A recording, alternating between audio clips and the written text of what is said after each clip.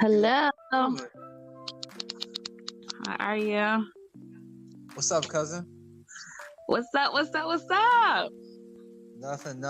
So, like I said, this is already recording. So Okay. I'm gonna hop into it because I know you're a busy lady who's a boss and you got other things that you gotta do. Oh my God! Stop it! Stop it! So, first I'd like to, introduce everybody to another phenomenal MelaninDads. I have a very special lady on the jack with me today, Miss Christina Brunson. How are you doing? I'm good. I'm like smiling ear to ear as you're introducing me. I said I was smiling ear to ear as you were introducing me. Oh, yes. I've been working on it in the mirror every day, like trying to get my introduction game up. So thanks for I know we've been kind of talking since I actually first started doing this, and I appreciate you last minute hopping on and allowing me to interviewing you today. Oh, absolutely. Anytime. All right, so what I usually do like a quick backstory just so that my listeners know who you are to me and how I came up with wanting to talk with you today, if that's okay with you. Oh, this is gonna be good. Yes, I'm excited to hear the story. Great. Okay. So, Miss Christina is actually my cousin from my father who married her cousin. So we're actually cousins through marriage, and been cousins for a very long time. Actually, I don't feel like we're even cousins through marriage. I feel like we're cousins through blood. Absolutely. I agree 100%.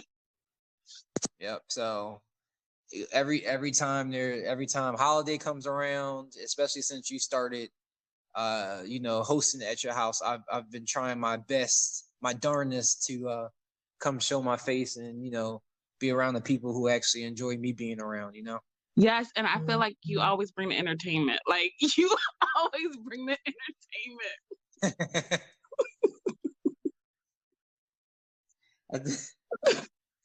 It's because I'm so antisocial. When I get around people I actually want to talk to, I can't stop. I just remember Thanksgiving a couple years ago with Aunt Cindy. Do you remember? Oh my God. It's just never a dull moment. Yeah. And I just remember going on trips with you, like as we were growing up, and then like so grateful that as we grew up we were able to still stay in contact and do holidays. So yeah, definitely. Yeah, and I usually tell people it's never like a situation where I don't want to be around people or I don't want to be around, you guys. It's just life, Right. And it's like we could always pick up and it ain't nothing, you know what I mean? So I feel like that's the best people to be around who are not going to hold you accountable. I can't say accountable, but hold it against you that, you are the way you are or your life is the way it is, Yeah, no, I feel you. And I think that's the beauty about like family, especially friends. Like as I grew up, I think I'm guilty of being one of those people like, oh my God, if they don't call me often, then they clearly don't care about me. But then as I grew up, I'm like, no, Christine, like people have life going on right now, like stuff that you don't even know. And it's not all about you. Cause when I was in my 20s, now that I'm 30, I'm different. I just turned 30.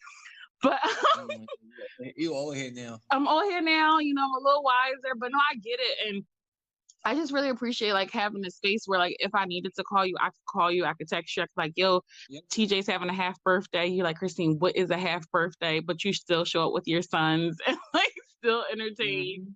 So yeah, because they need to know like they have other family than the ones that they see that come to them. Yeah. So it's good to know that when they get older, they still going to have people that are connected to them, and that's when you get old, when you have your family and you get older, you start to make your own traditions and incorporate the people who are going to be there, and that's pretty much all you can do. Absolutely. So what I wanted to get into, what was my reasoning for bringing you on, was that I wanted to kind of talk about your organization that you've been doing for how long has it been? I feel like it's been as long as your adult life. Right, right. Yo, because you remember you were at my kickoff bowling party on 69th Street. Do you remember that, like 5 years ago?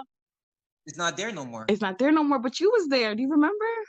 I was there, but I was just saying, if you go there now, they're building like a office complex. Yeah, so many memories there.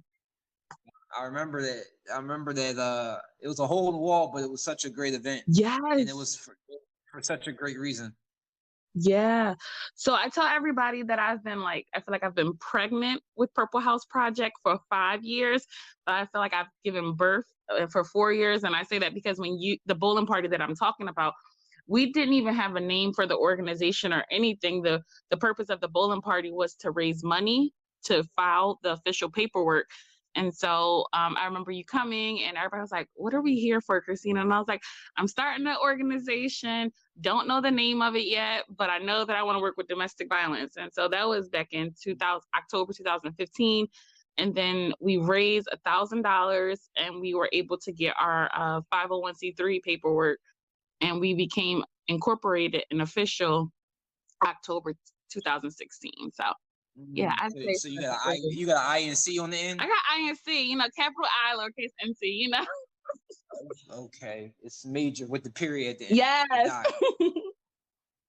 So the Purple House, the organization, you were saying like you guys deal with like is it more so like helping like domestic violence victims like find housing, or? So we do a little bit of everything, right? So our mission is to strengthen, empower, and transition women who are impacted by intimate partner violence. As you know, I still work my 9 to 5. I'm a social worker. And so what usually happens is that we collaborate with local women's shelters in the area to see like what the needs are at that particular shelter. And so there's a shelter right here in Darby called Mother's Home that we collaborate with, a couple times a year. We do like underwear and diaper drives or hygiene product drives, whatever they might need. And then recently we started to branch out to North Philly and do programs there. So usually what happens is I collaborate with local shelters. Every once in a while, someone will give someone my phone number and they'll call me and ask me for a tangible resource, like, oh, hey, we need help with getting our groceries for a month, or we need assistance with pointing into direction of like affordable housing. And so like I'll refer them to people, but a lot of the work we do is like referring and just building like collaborations and connections with people, so that when clients come to us, we're able to say like, hey, we might not be able to help you with this, but here's a resource that can. Yeah, you guys already built that partnership up, and you have, you've been around for a while, so I'm pretty sure your name is out there and everything, Yeah, it's going good. And a lot of our family works in the helping profession, so it's nice because like the shelters that we just dealt with were the shelters that Chris and Ed work at, so that was cool. And then another shelter that we deal with is the shelter that one of my really close friends is the director of. So it's just been a lot of like connection, because I don't believe in reinventing the wheel. Like I just want to add to it. And so I'm like, okay, what y'all need, we can, try to fill in the gaps with what we have. Yeah, because then if you try to do that, then you might bite off more than you can chew. Absolutely, absolutely. So what made you want to start the organization? I think it was a combination of a lot of things, right? So you're really close to JJ, and I'm sure you're aware of like the domestic violence that his mom, which is my grandmother, experienced, growing up. And so just like witnessing that and like hearing about that, and then like hearing about my mom's trauma and experience with domestic violence, and like having to, take a look at it as I was doing a genogram in college. So in college, we had to do like this genogram, and it's basically where it's kind of like an in-depth family tree, but you like write out everybody who's in your family. You talk about the different things that happen. So if there was like substance abuse, if there was violence, if there was mental health. And so you would draw certain lines, and just looking at my particular lineage, like, from my mom to my grandmom, like it was like a direct impact, to the women closest to me. So thinking about that and like how that trauma impacted who they were, you know, the way we grew up. And then when I was in college, one of my first assignments was to work at a women's shelter, like of domestic violence survivors. And I just really enjoyed it. And then right after I graduated, one of my first clients was a DV survivor. So it just kept on coming around. And I think what I noticed was like a lot of the services, like they offered emergency services. I think that we as a country do a great job offering like emergency services, or like, here's a shelter for you, here's an emergency, but we don't really focus on like the holistic part of it. So like what happens after the person leaves, what happens to their children's children, like, you know what I mean? I mean, how does that, the generational curse aspect of it? Yeah. And so, you know, we at Purple House Project want to get to the root of it and to treat all parts of it, right? Because like while I wasn't physically abused by, you know, the people who abused my grandmother and my mom, what that impact looked like for me as a daughter, like knowing that or hearing about that. And you know, like the untreated mental health that comes as a result of it, not talking about it, you know, and so like I think that I was like, I want to normalize the conversation, like what you're doing right now, like normalizing conversations that we don't have in our family, providing tangible resources that like impact the entire person and their community. Because I think that's the way we're gonna like move forward, is if we treat the whole person and everybody attached to them. So that's why. Yes, because you know, I feel like if the conversations were normalized and we had those healthy conversations with our children, we probably would have a more, you know, inclination to go and get help and go seek therapy at a younger age, opposed to waiting until we become full adults with families ourselves, and, you know, trying to navigate that and be a regular human being on top of that. Right, yeah. And that's what I love about like our cohort of cousins, because I feel like we will talk about stuff that like I was just talking to Felicia the other day, like me, Felicia, and Ebony were talking about like we're going to talk to our children about things that have happened in our lives, because not only does it affect us, but it also affects them. Like we was talking about like just like health things, like how parents don't talk to their children about like different health concerns that they have because they want to protect their children, but like that impacts the child, because when you go to the doctors, they'll ask like, oh, do you have a history of like cancer? Do you have a history of this and that? If your kids don't know, they sitting there telling the doctors, no, we don't. But the reality of it is they do, but their parents never told them. So like just trying to normalize the conversation about like trauma, and it's okay to like get help and things like that. So I think that's, you know, a big part of the reason why I decided, you know, it was out of my pain, you know, that's why I started. Yeah. And when you don't focus that and use it to a benefit, because at the end of the day, we're going to have to eventually break some of these curses that we have. And after my mom passed, I learned a lot of her history growing up as a child that she dealt with from her mom. And I thought about, wow, if she actually probably, you know, went and got help or talked to me about this, then I would have been able to combat a couple others, you know, a couple situations differently, opposed to just walking in the room, you know, with the lights on. Right. And I think it's sad because I think that like our parents genuinely feel like they're protecting us from it, and that's why they don't tell us. And I hear that, but I'm just like, do you protect us from the initial ouch or from the long-term ouch? You know what I mean? Because it's like, it's going to hurt regardless. You know what I mean? So you might as well just step on this grenade now, tell us, process it with us together, instead of us, like you said, like 20, 30 years. Like, why did you have to hear about this once your mom passed away? You know what I mean?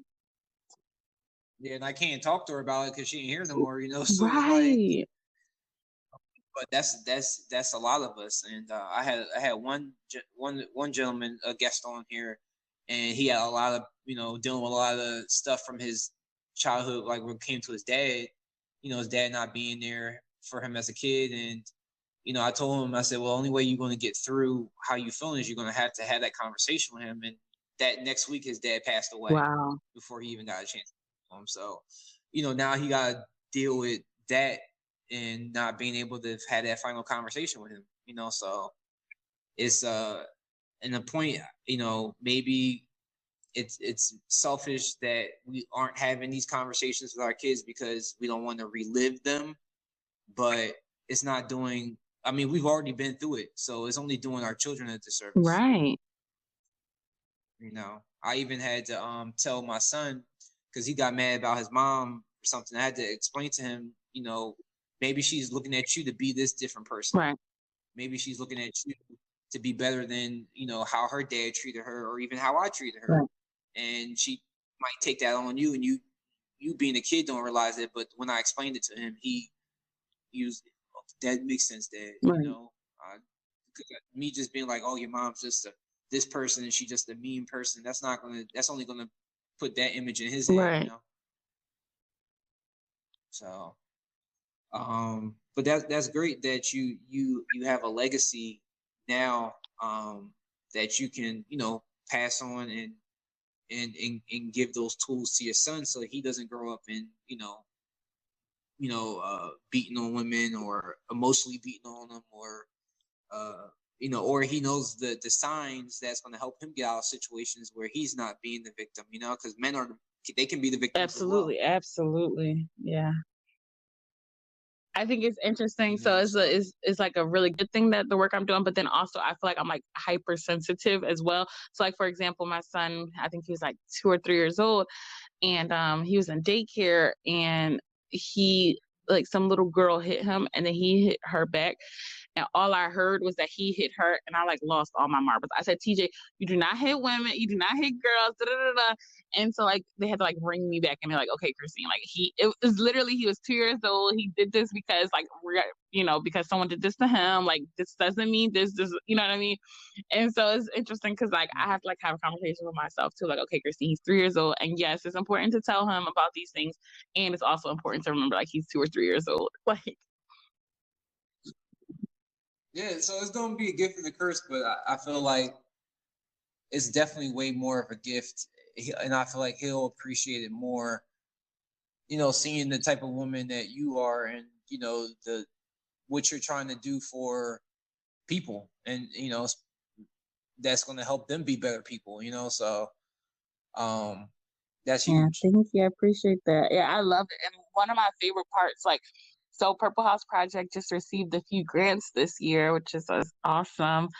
I heard. That's why I wanted to get you on this line before, you know, I had to be talking to an agent. Never. You will always have direct access to me. But no, one of my favorite parts about the grants is that like I get to hire people I know. You know what I mean? So like one of my friends was our caterer, and then like another one of my friends was our community educator. And I bought my t-shirts from another friend. Like, you know what I mean? So I just love being, and like Ebony is like my grant writer. Like I just love being able to like circulate the money, like, you know, around people I know and that I love. So, and you know, I'm gonna be promoting your podcast on our website. And so like that's my favorite part, is that like Purple House Project is literally a tool that I get to like bless other, you know, entrepreneurs with. Like it's not just my platform. I get to share this platform with so many people and bring awareness on so many different levels. Disclaimer: I did not interview this woman to get a free ad spot. I just wanted to throw that disclaimer in there. No, I was telling Ebony, I was like, yo, we were talking about the interview right before I had it, and I was like, yo, I'm so excited for this interview, and Ebony and I were talking about like how there's not enough platforms like what you're doing, and so how we're so excited that you chose to, because we know you got a story to tell, and you is gonna bless so many people. It's crazy because I didn't expect. Well, I don't know. I don't know anybody. It's the crazy part is there is a, if I say like it's like oversaturated, but I don't mind. I'm not in it to, you know, for whatever, you know, a lot of people are in it for. It's literally these are conversations I have with a lot of people on a daily basis. So I might as well let everybody else listen so that they understand that they're not just going through these things alone, and they can hear the words of somebody that they either know or who they don't know that may look like them or may not look like them, that have the same experiences, because at the end of the day, it's not about the color that makes us who we are. You know, it's about our souls and how human we are, you know. So that's why, like, you know, if you look at history of humanity, there's certain things that have always, they've never been, you know, watered down due to like racism or anything like that. It's always been music and Right. books, you know. So now you think about it, instead of you reading a book, you listening to a book. That's all a podcast Right. is, People's you stories. know. Yep. And their point of Yeah. views. So Yeah. yeah, and it's crazy. I have so many men who they want to get on, and they, you know, that's why I've been trying to get a lot more, you know, women on, black women on, who are in that field of what I'm in, you know, like yourself and you know, Miss Lakia, where you have something to talk about, the same thing that what I'm talking about, but from a black woman's voice. It sounds to me more richer than, you know, hearing myself, you know. So Yeah. I appreciate that. And I appreciate hearing so your perspective. I think one of my favorite parts about like when we get together for the holidays is just like talking to like you and Danny and JJ. Like we joke around too, but then like also y'all my big cousins, not JJ, he my little uncle. But y'all able to like provide me like insight and we joke around and stuff. But like a lot of the stuff y'all share with me is like real stuff.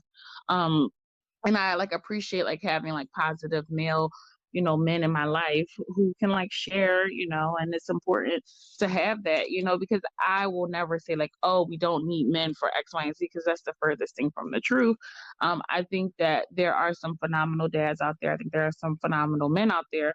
And I think that you and the people in our family are definitely like true testaments of that. And like, I always really appreciate y'all perspective and y'all support, you know. right. And that is the huge part. And at the end of the day, it's like you want to make sure that the women that are in your family that you care about, that they're, you know, they're good, and you got to hear it from a other standpoint opposed to just hearing it from a man's, you know, from your own standpoint or Right. your friends. Um, you know, on top of that too, I wanted to, you know, also ask you, you know, what are you looking like? What's the end all be all of Purple House? Like, would you think that, would you want to be the when it's all said and done? Would you see it as? Ooh, legacy, right? So I think it's so interesting because when we first came up with the name for Purple House, it is Purple House Project PA. And then I was just like, what's the PA for? And I was just like, oh, because it's in Pennsylvania. And I think someone a while ago was just like, oh, do you think, because I used to live in Arizona for 7 years. And I mean, not for 7 years, 7 years ago, I lived in Arizona. And so they were like, do you think you would ever like, have across the country? And I was like, that's a great point because, I love to travel. I'm always somewhere. I got friends all across the country. And so we, today I woke up and I was like in this really interesting place where like I was like nervous and excited all at the same time because we just like one of the biggest grants we've ever got just hit our business account this morning. And so like our business account has never seen a number like that before. And so I was like, oh my gosh, okay, I need to go back to the drawing board, think about my why, remember why I'm doing it. Cause I was super nervous and I was telling Ebony, I think I'm nervous because like I'm in a realm that nobody in my family has ever been in before with a business. And so when I first started, the goal was to create transitional housing, right? So after, I used to tell people I want to be the step after the shelter. But Technology. So no, you were saying like, you know, where did you see the end goal, or where did you want to see the growth of Purple House? And you were telling me like, as far as you wanted to be after the shelter, like that was where we left off at. Okay, yeah. So originally I wanted to just be the step after the shelter, right? Like, get a couple houses, and then as people moved out of the shelters, we would like have them in there for a couple of years, and while they're there, provide holistic services like mental health, vocational, all kinds of stuff. We still want to do that, but now my goal is to get like an actual facility and call it the Joy Source. And joy, two parts, because it's my middle name, and also this idea that joy is something that happens from within and it's like everlasting. And so I want to create a building where we will offer like mental health resources, access to emergency services, linkage to job trainings and things like that, a community garden, like all kinds of services all under one roof. So that's my like short term, long term goal. And then eventually, I can't believe I'm saying this, but like having Purple House projects throughout the United States, right? Like, adopting this model and like having it in like Arizona and Texas and all across the country. That's major. I'm excited. Yes, I'm excited too. Thank you. Thank you. So yeah, that's our long-term goal. What do you think, like, what are you looking at, like 5 years? So I said that my goal is when Purple House Project turns 7, I would love to be cutting the ribbon, because we have our annual awareness walk, Purple Path. I think you came a couple times. And so at our annual awareness walk / resource fair, that's usually like the first Saturday in October. And so I would love the first Saturday in 2023 to be cutting a ribbon. So 3 years, that would be my goal. But we'll see. It's going really good. I have my eye on the property, and I've recently just applied for a really, really big grant that we didn't get, but then we started getting all these other grants. And so I think I'm just gonna go back to the drawing board and figure it out. But yeah, I would love, like, in the next couple of years, like 2 to 3 years, to be phasing out of my full-time job and into doing Purple House Project full-time. No doubt. No doubt. It's you speak in existence. And the good thing is, with everything going on right now, this is the perfect time for you to, focus on your being, financially free and not having to punch a clock. Right. So I've been paying down my debt, so that like only thing I'll have is like my mortgage and utilities kind of thing. So yeah, that's the goal. Yeah, that's huge. Yes. And doing like speaking engagements too, because last month I had the privilege of doing like a presentation for a professional society, and so I think that I would like to like incorporate that into the services of Purple House Project, like not only working with the clients but working with the people who work with the clients. So I had a presentation where I worked with other social workers, and so I think I would like to continue that as well. So it'd be 2 parts, like the client work and then working with the professionals who work with the clients. Well, you think about that. That's going to help you build your confidence. Yeah. And on top of that too, it puts in a different light of why your organization is different than other organizations, and that will help you get. In my opinion, I feel like that will help you get those grants that you've been turned down. It'll probably help you out a lot better, because your name. A lot of times it's your name. It's not what you do. It's your name. It really is. It really is. Yeah. In this world, you still gotta think about you're a Black woman, and even though you handle your business, differently than other Black women, we all go in the same barrel together. So yeah, absolutely, that's true. That's real, and like just dispelling those myths about like Black women and like how we handle business is real.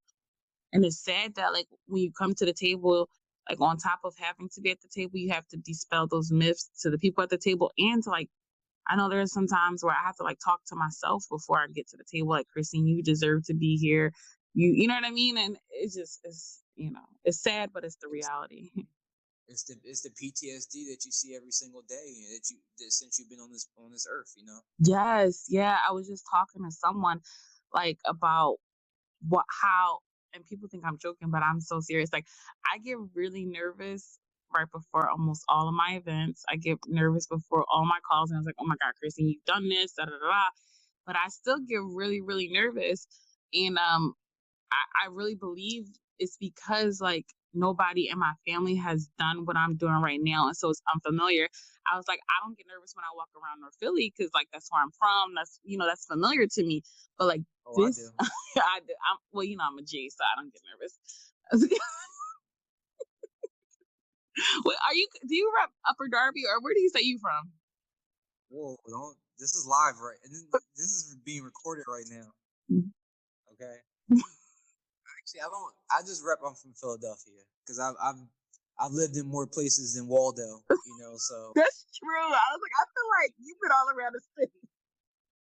I've been everywhere except for North Philly You and have. South Philly. That's true. You have. I've never lived in North Philly. I've never lived in South Philly. Everywhere else in Northeast, I've never lived. Only worked in Northeast. So Yeah. but those are places I don't travel to. Oh. So I guess I just stay in West and Southwest. I guess.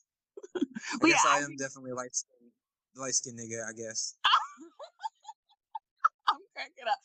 Well, I said, I think I get nervous, and I think it's because of like what society has told people who look like me and from what I've experienced, and so I mean I still do it, and like we had a shirt this year that said "Say it even when your voice shakes," and I'm like, I say it scared, I say it nervous, but I was talking to someone and it was like, I wonder if our white counterparts have the same amount of nerves that we have when they get into certain rooms, like in boardrooms, and I was like, probably not, or it probably looks different, kind of thing. So yeah.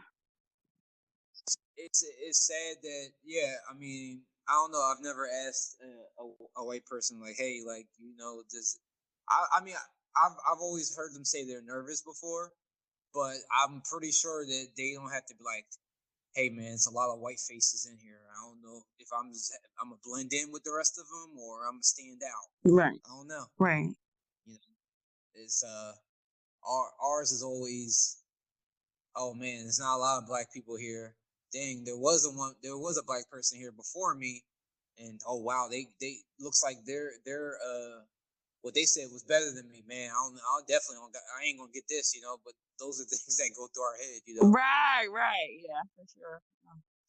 And then for me, like, I'm younger too, so like I'm probably one of the youngest executive directors, like, in the field right now, and so there's that too. So like me being black, me being a woman, me being young, me being a person with a disability, and so it's always so interesting when I go into these rooms and I sit in these meetings, and like sometimes I have like imposter syndrome, and I'm just like, oh my god, I don't even know if I belong here, but I do belong. Girl, only disability you guys being happy too damn much.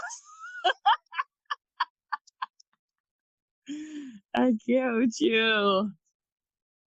It's probably why your middle name Joy, because you just happy. I'm like, Christina, it's okay to kill somebody sometimes. He said, "Turn down for what?"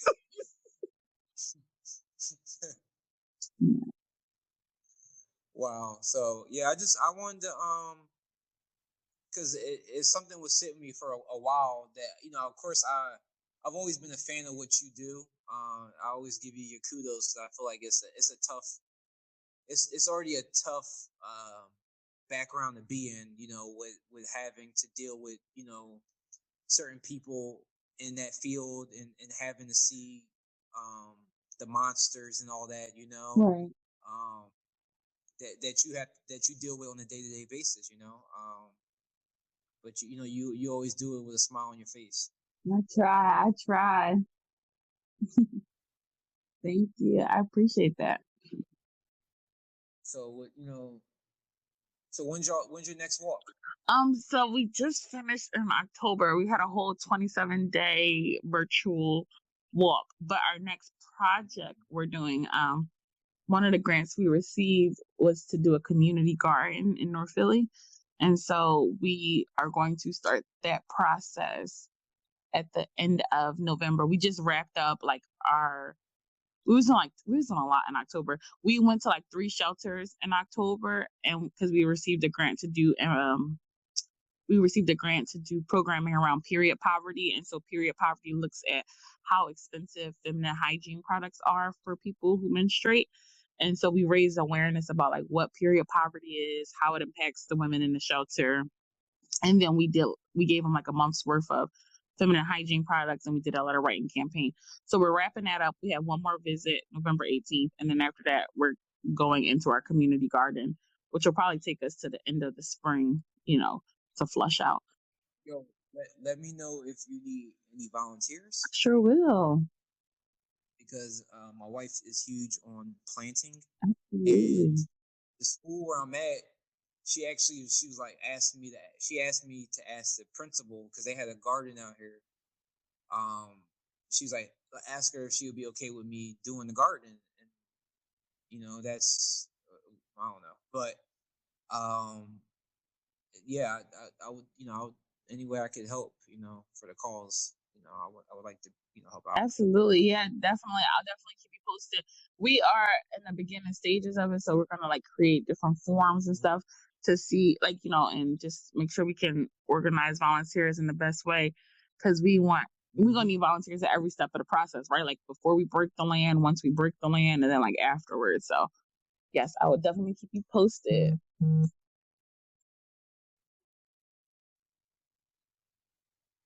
So what's the rest of your day looking like? You got some other meetings to attend to? No, finally I get to chill. Thank God. I feel like October was crazy, and you were the only thing on my schedule today, so that was so nice. Yes. Yes, this is major right here. Yes, I'm excited. I'm like just like processing everything that just happened last month. So yeah. What's next for Melanin Dad? What's next for Melanin Dad? So when I first started this, I wanted to do like a documentary. I was going to do a documentary on Black fathers. That's dope. Hold on. I just did a documentary with Black fathers. Well, that's what I'm going to do. That's what I wanted to start at, and then but then I transitioned it to this podcast first, and I met so many like Black film directors in Philly that I wanted to work with and stuff like that. So it's definitely going to be a huge project, because you don't see that on social media. You don't see that in the world where we're displaying and encouraging and uplifting and branding what it means to be a Black dad, a Black father, a Black person in this country. Because I have some people who don't have kids, but they still have a story to tell, because they got their own stuff they're dealing with. And right now in our country is not the best time for us to be the color we are. So that's where my end goal is. That is dope. Well, let me know if you have a release party. I'm sure you'll let me know. We should definitely have a release for you. Release your documentary. That is huge. Yeah, that's what I'm going for. This will be my 18th episode that me and you talking. So I already put out 18 episodes already, and over 715 listeners. Nice. So I just hit 715, and it's only going up from there. I just signed up for a couple like LinkedIn's that are for podcasts. Nice. So that's what's up. I'm so proud of you. That's my I've been trying to be more active. I'm still the same lazy person, but I've been trying to fit some other things in, and just put my brain out there, put my name out there, and every conversation I've had has always been something that I've taken things from to better myself. Yeah. And I think it's interesting, because when I think of you, and so I do a lot of work with intersectionality, and intersectionality looks at the different identities we hold. So like for me, like I'm a mom, I'm Black, I'm a woman. And so when I think of you, the two things that come to my mind is you being a dad. Like I feel like my whole life you've been a dad, even though you just became a dad. But I feel like your whole life. My whole life I've been a dad. I feel like you've always been a dad. And like you've always worked. Like those are the two identities that stick out the most to me, like throughout your time as an adult. And I just remember you being a very intentional dad too. So I think it's dope that you created this platform. Yeah, because it's a lot of dads that have the same story as me, have the same struggles as me, and I didn't have a lot of people. Like I had friends that asked questions too, but I never heard somebody's voice that had the same struggles as me. And it's like you said, there's so many people out there. So I'm glad you're doing this. But what I'm gonna do now is I'm gonna end this because I gotta get back to work. Yes, that's what I'm saying. Work and dad. That's the only thing I know. And now husband. Yep. They looking for me. I'm in the room hiding like a slave right now. You better go punch that clock. All right. Well, thank you so much. I'm like, I'll come also. Cute. But so what I usually do on the end of all my episodes, I always just do like a key takeaway. Okay. So my key takeaway.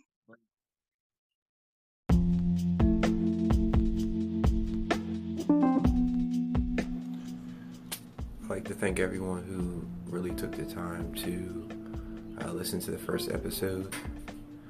As I move forward, I actually was able to get in touch with a lot of good people who are going to be able to help me edit some of these episodes, so I'll be able to get them out faster. With that said, if you ever felt like you wanted to have a voice, I feel like the Anchor app does a great job of allowing you to start your podcast, and it's very easy to use. So what you could do is, if you have an iPhone, you can go over to the Apple Store, or if you have an Android phone, you can go to the Play Store and download the Anchor app, or go to Anchor FM from your computer to get started.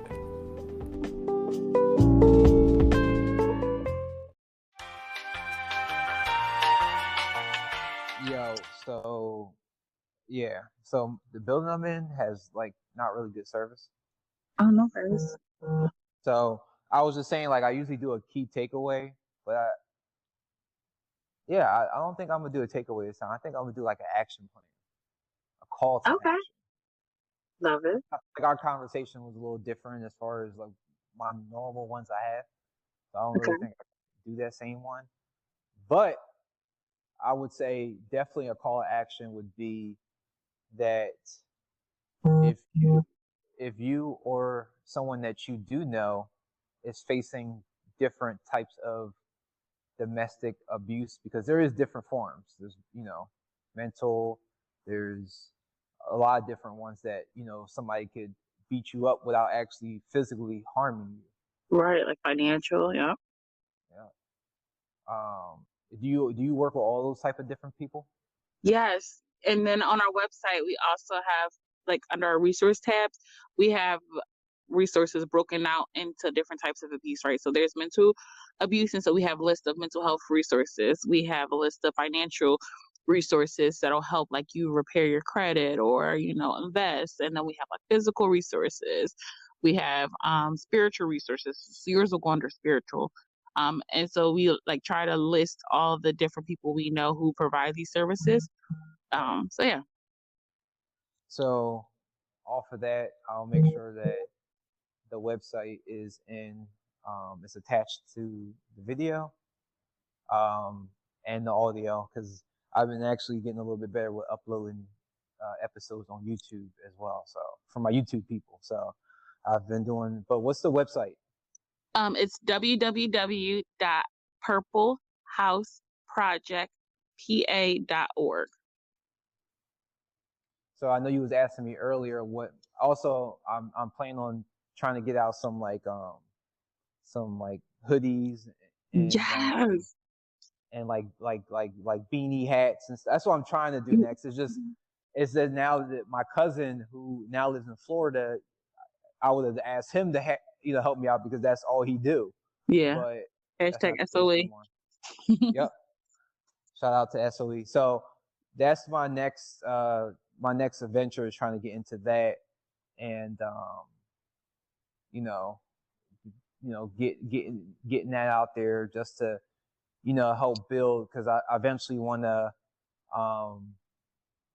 brand it off to where I can, I know you said you're looking at a location. Eventually I want to get a location, so my wife can, get her salon where it needs to go. And then, I can try to figure out the spot to maybe possibly have a podcast area there. I don't know, That'd be so dope. I think that'd be awesome.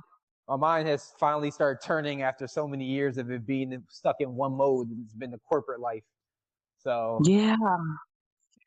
I think you had to get freed from that. Yeah, I really think you had to get freed from that in order to be where you are right now. Yeah, I had to. I mean, money-wise, it wasn't the best solution, but I mean, money's only going to take you for so long, you know? Absolutely, absolutely. I tell everybody if we did a key takeaway today. I started Purple House Project with like probably like $50. Like I put $50 down at that bowling alley. 50 turned into 1,000. I sold those tickets, and so Right. money is something that'll come and go. But as long as your passion is there and the platform, it'll take you anywhere you need to go. I need the Rainbow to come by and say the more Come by and say what? the more you know, Rainbow. Something like this. Yeah, that's yeah, I need that to stop. All right, this whole service issue is definitely throwing me off my little groove. This definitely should have been one recording. Now it's about to be 30 different recordings. Oh my God, can you merge it? Yeah, but then my laziness starts to kick in, and I just start putting them up by like part 1 and part 2. No, don't be chopping this girl in our car. They're gonna be like, wait, they're talking about this, but this should have been in the beginning. Why is this talk? Nah, I'm gonna make sure, because I gotta cut out some background noise and stuff. So I'm gonna take care of it. But yeah, Christina, it's been a pleasure. Continue doing the work for the cause. I'm pretty sure that if Purple House was not around, it would be a lot more people who are dealing with domestic violence that wouldn't be able to have the outlets and resources that they need to get past that, Oh, thank you. I really appreciate it, cuz. No, and thank you for having me. I appreciate it. And I look forward to purchasing my MelaninDads sweatshirt. Yeah, one day I'm going to get it together. You're going to get it together. I'm going to send you a couple things offline. All right. Oh, thank you. Send me whatever you have that's going to motivate me to get it done, because logos and trying to figure out like how it's going to be, it's, sometimes it just I'd be like, oh, fuck it, so but it's been a pleasure, cousin. Thank you for joining me on my 18th episode of MelaninDads, and this will be out in 2 weeks. Oh, yep. Thank you. Love you. Have a good rest of your day. Take care. Bye.